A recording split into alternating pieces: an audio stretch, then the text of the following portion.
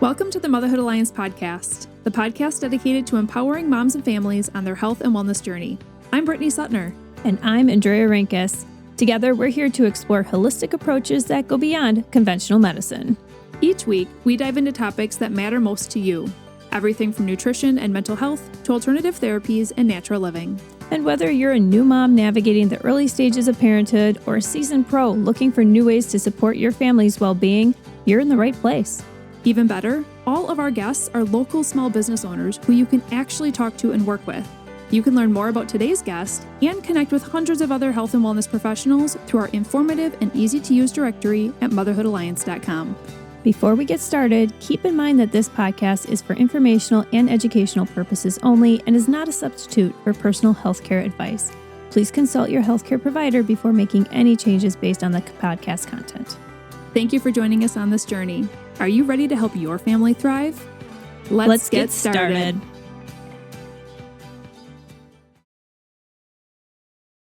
Hi, we are Britt and Drea from motherhoodalliance.com, and we are excited to welcome you to a 4-episode series with Kristen Humiston, a passionate therapist, coach, and mom of 6 who brings both clinical experience and lived experience to the work of healing. She's a licensed advanced practice social worker who is certified in brain spotting and EMDR, and her specialty is working with trauma and stress-related challenges, including PTSD, anxiety, relational problems, and spiritual wounding. She tells her story more in episode 1, but Kristen's journey started in the music world as she owned a music studio for over 20 years while homeschooling. Then, in 2019, after a season of personal and family trauma and healing, Kristen felt drawn to pursue therapy as a career. Today, she helps women and couples rediscover their worth and step into their strength with courage and clarity through her Appleton-based business, Courageous Healing Therapy. Kristen loves to learn new things, and with kids ranging from 9 to 21 years old, her most recent hobbies include being a sports mom chauffeur, pottery classes, relearning 5th grade math, and spending time with her husband. All right, it's time to invite Kristen to the mic, so let's dive in. Hi, everyone. Welcome to episode 3 with Kristen. We had 2 great episodes. If you have not listened to those yet, and if you are a parent, you need to head back and listen to those right now, because in episode 1, we talked about mama's mental health, and dads, this will apply to you too. And there's some really good tips in there about managing our everyday stressors as parents and how we can navigate being parents and all the other loads of life. In episode 2, oh my goodness, this was such a good episode. We talked about pushing our emotions and things onto our kids, or kind of like spewing them out. But in this episode, we're going to be talking about highly sensitive motherhood. And so, Kristen, you talk about HSP. Is that highly sensitive parents or person? What does that stand for? Highly sensitive person. Okay. And then what does that actually mean? Is this a diagnosis that we're going to be talking through, or tell us about it? Yeah, highly sensitive persons is actually an innate trait, something our culture is not really in favor of, and about 20% of the population is known to have this trait. It is not something that is wrong with you. It is not a disorder. It is the way that you experience the world. So let me give you an acronym to help kind of clarify what is included in highly sensitive person. Sure. DOES, like DOES. D is depth of processing. This is someone who tends to reflect deeply, think through things thoroughly. It would be seen in maybe the person that you bring up an issue with and they don't have an answer right away, but maybe they come back to you a week or 2 later and have really well thought out information about it. Someone also who leads with intuition, just kind of makes those gut decisions. And that's what, I just know this is right because it feels right. Oftentimes is a saying that will come from someone who is an HSP. O, overstimulation. So this can be lights, noises, crowds, chaos, a lot on the schedule. Basketball season is more actively overstimulating to me than, summertime when we're not in the middle of go, go, go, go, go, go, go. Common, again, for moms who are juggling multiple kids, tasks, working mom, entrepreneurial mom, taking kids again to sports, things like that. And all of those things feel a little bit more difficult the more that's on the schedule, on her plate. E, emotional responsiveness or empathy. Often, again, someone who would have been told as a child, well, you're just too sensitive. You should just get over this. The person who feels someone else's pain. Some people physically feel the pain of another person. This would be someone who is most likely an HSP. S is sensing the subtle.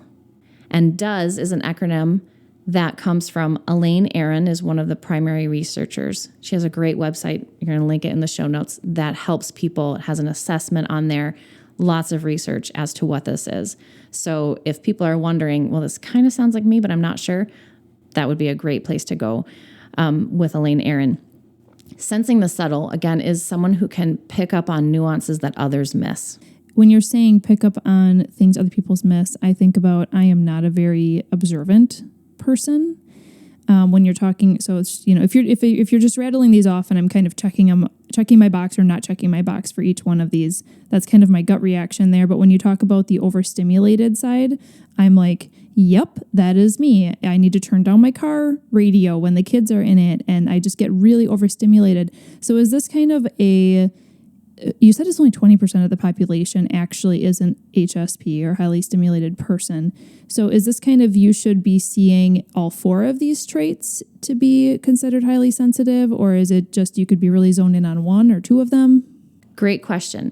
So for a highly sensitive person, you can just have a few things, but they're extremely true of you. Okay. And they're so extremely true of you that it's perhaps debilitating or feels like just absolutely too much. I can't function anymore. Yeah. When these things are happening. But you also may be, and you'll have highly sensitive people who may fall into and have like, yes, okay, yeah, that's me a little bit. Yeah, I see that here in this category, into all 4 areas.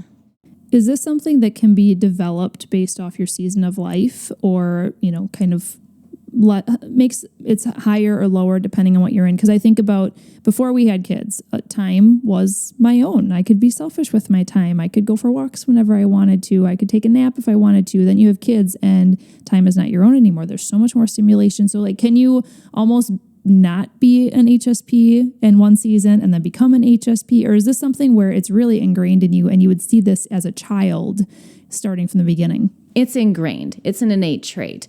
So in some way, shape, or form, it will have expressed itself even in younger years. Now, obviously, seasons of life can highlight or exacerbate areas of our temperament. Mm-hmm. And so we have to make adjustments. Depending on professions, there's a way that HSP shows up. There are doctors who are HSPs, but it's very difficult because the medical world around is overstimulating, kind of pushes in on all these areas. So the way we express ourselves, and I say I am an HSP, and I have had to learn how to buffer a little bit of my life so that because that was part of my anxiety and my stress was when I was challenging areas that really I didn't need to challenge. Goes back to, again, what we've talked about a little bit earlier on some other earlier episodes, that comparison. Because we do have to make some decisions in life if we want to live in wellness and what is, again, satisfying for us, that is going to look a little bit different than our friend, our neighbor, things like that. Now, I'm assuming as we continue this conversation, even if somebody took the quiz, hit pause right now, took the quiz, they're not defined as an HSP, they could still benefit from some of the tips or ways that HSPs can manage. Is that right? Absolutely, because we need someone in our life, chances are, is going to be an HSP, and understanding it a little bit better can help us interact with them and engage with them well. Like you said, Brittany, I get overwhelmed too sometimes. Like I do have to turn down my radio. I have to, sometimes I just feel like that. And so even the tips or the strategies that an HSP person would use to set their boundaries and buffer things would benefit me too, even if I'm not considered HSP. Well, let's start out by talking about if the person listening, the parent, is HSP and some strategies behind this. And then let's definitely spend some time talking about if we're raising HSP kids, because I know Drea and I, we both feel like we have maybe a kiddo who is on the sensitive side for sure. in beautiful ways, but also challenging ways as parents, and we want to empower them. So, but starting out with adults who are HSPs, I'm assuming boundaries is going to be something that's going to be beneficial. Let's start by talking about some boundaries that have helped you personally, as well as some tips for others. Absolutely. Boundaries are going to be the HSP's new best friend if they haven't been good friends with it before. So for me, this has looked like boundaries on my schedule. I set a time every week. It's a 3-hour block. I tried to go with 2 and it was not enough. 4 is just unrealistic in my life. 3 is challenging, but that's what I need. And when I chronically, so that 3-hour time block weekly is for quiet, is for reflection, is for doing a hobby that I enjoy, is for walking, praying, like whatever. Something that's just for me to take a breath. We've talked about the pause, which is like a daily breather, but I need a weekly 3-hour time block, which when my kids were younger, I did not have. And that was part of what was my buildup and spilled over onto my kids. So you have to adjust your schedule and you have to become okay with that's just the reality. So no, I cannot meet with extra clients. No, I cannot make that appointment here. I'm gonna have to place it someplace else. And becoming really firm on your own boundaries, particularly in time, so that you can give yourself time and space. Okay, outside of boundaries, what other tips do you have for helping an HSP manage life when they have kids and unpredictable things happening? So this is interesting, but one tip that comes to mind, and it's kind of part tip, part exercise, and experiment. That is the tip. Experimenting to see what works and what doesn't work, but take something off your calendar that you think has to be there. Challenging what you think you have to do so that you learn, actually, I have choice. Do you find that HSPs tend to be yes people? Yes, and they feel they're people pleasers. They feel guilty when they don't do what somebody else wants.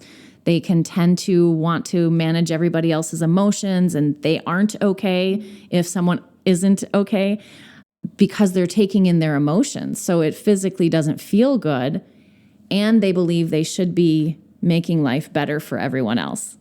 So they're high givers of time. They're over givers. They're over functioning oftentimes. Yeah. Okay. So boundaries are going to be great.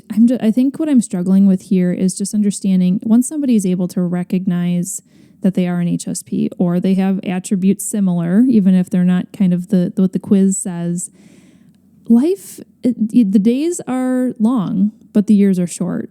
And so kids, they grow up fast, but they also grow up really slowly. And this is an everyday grind. This is an everyday battle to try and maintain essentially your sanity while also going through the motions and getting things done and being a parent and doing all the things that come with it. How do we do this? It's really challenging. It's really challenging in our current culture. And I think that is one thing that we're seeing, the increase in anxiety and depression, because these can also, they tend to have higher mood disorders as a group than the average. Because they take everything in, because they are more sensitive to environment, to relational conflict and concerns. And so in our modern day, mom has to bring in money, the 2-income home. And I don't just mean mom, because dads also experience this. The way our culture is set up, it makes it very difficult to innately have that trait of being an HSP. And it feels, again, like you don't don't fit in the world. You don't belong in the space. And what's wrong? What's wrong with me? Right. And if they don't understand who they are, that they just are highly sensitive and don't understand that, then yes, of course you're going to think there's something wrong with you, right? Yeah. Yeah. I feel like this is such a challenge in today's world because you have a couple different sides of the spectrum. You mentioned in the beginning of this episode that sensitivity is looked at as a negative trait. But at the same time, you also have different modes of parenting, right? And so I think there are great aspects to the gentle parenting side. There's a lot of things that we can pull in and implement into everyday parenting. But if you take anything to the extreme, it can also have some challenging attributes. And so this is kind of where we got into a little bit in last episode of what are we doing within our parenting that could be traumatizing our kids, but also we have to build up resilience and all these different things. So let's talk about the highly sensitive kiddos right now. What are some signs that a child of yours might be highly sensitive? And then let's talk about finding that balance of how to raise them to be strong, even though this may be a bit more of a struggle. Yes. So a child who is highly sensitive is going to be the one who struggles with changing in transition. So going from one activity to another can be difficult if there's not enough space. Going right from school and to dance practice. And they're always having some kind of like an attitude issue in there, even though like, what's wrong with her because, or what's wrong with him because. You have plenty of time. Yeah. It's And fine. they love dance. They might love dance. They might love the thing they're going to next. But if there's not a space for transition for a moment to come down from the stimulation of being at school and then go into dance. So you can kind of think, what does my child struggle? Does my child struggle with transition time from one activity to another?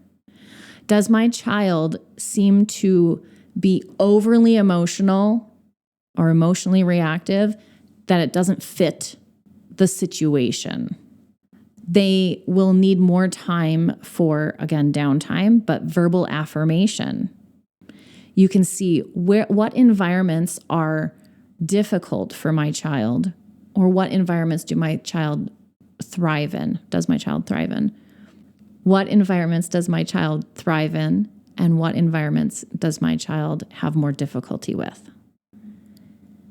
Watching those aspects can kind of clue you in as to if they're highly sensitive, and then gives you some information to begin building appropriate context for their world. And again, their challenge is just as the same as our challenge. Our world is not really built for highly sensitive people because we're told you're not strong enough if you can't handle this. So for both parent and child, reframing that highly sensitive aspect as it is a strength.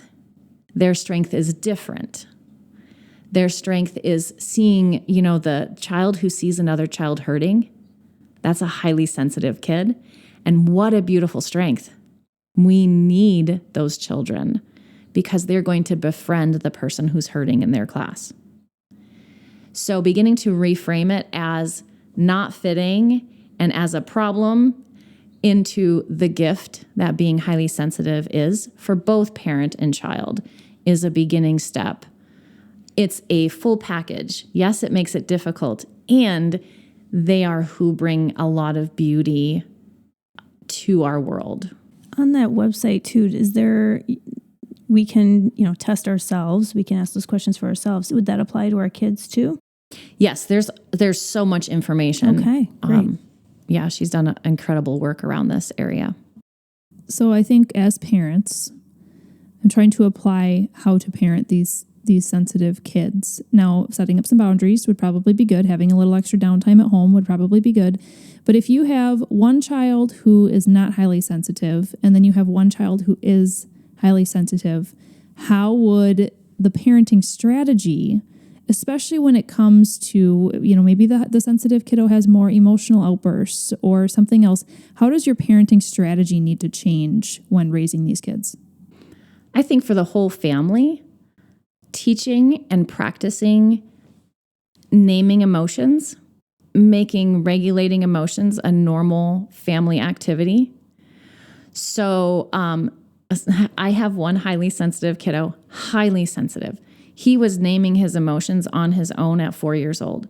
I feel so sad when this happens. So we have normalized big hugs. I'm not a hugger. That was very challenging for me. We've normalized some fun kiddo breath work. And those that are listening to the podcast can't see me, but I'm like doing some of these like YMCA type movements. Yes.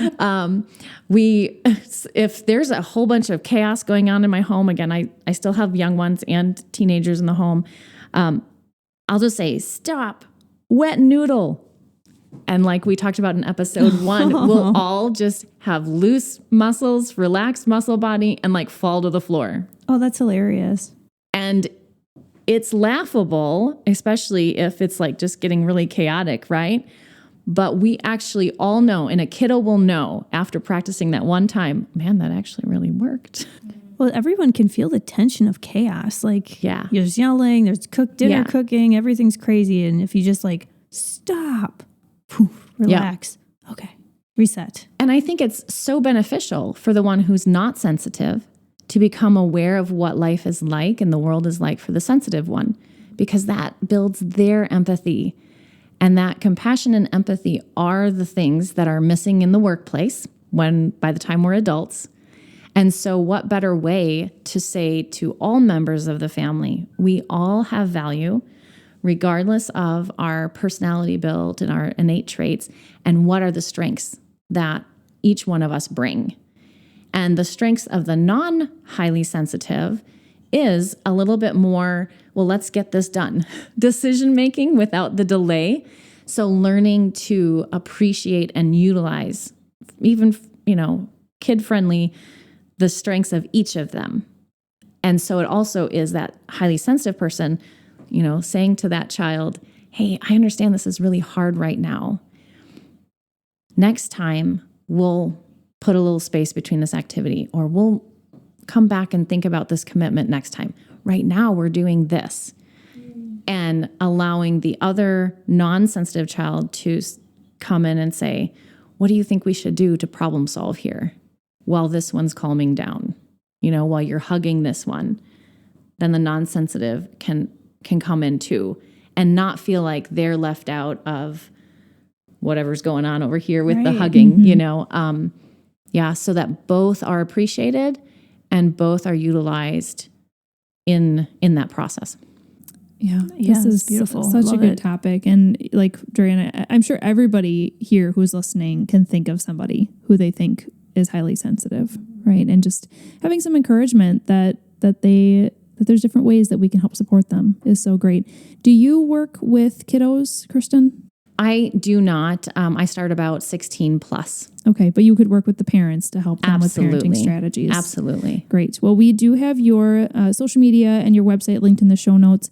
Do you offer any sort of a free call if a parent wants to call and just talk through things with you and figure out if you're a good fit for them? Yep. Anytime, 10 to 15 minute free consultation, people can get a hold of me and we'll set that up. Great. I love these topics that you've picked because they're just so relatable for so many people. And our next and our final episode together, we're going to be diving in a little bit more into the science-y on a specific topic. I know myself, I've heard about brain spotting and EMDR therapy, and I just don't know much about it. So I'm excited to pick your brain and learn more and also hear about how you use it in therapy to help people and many, many different types of journeys. If you enjoyed this episode, would you consider leaving a rating or review or sharing it directly with a friend who could benefit from the information? We know that you're a busy mom or caregiver, and our goal is to make your life easier by bringing tips and tricks directly from experts into your earbuds. By sharing this episode with someone you love, you can play a critical role in helping to make their life easier as well. We appreciate your time and thank you for being a part of the Motherhood Alliance family.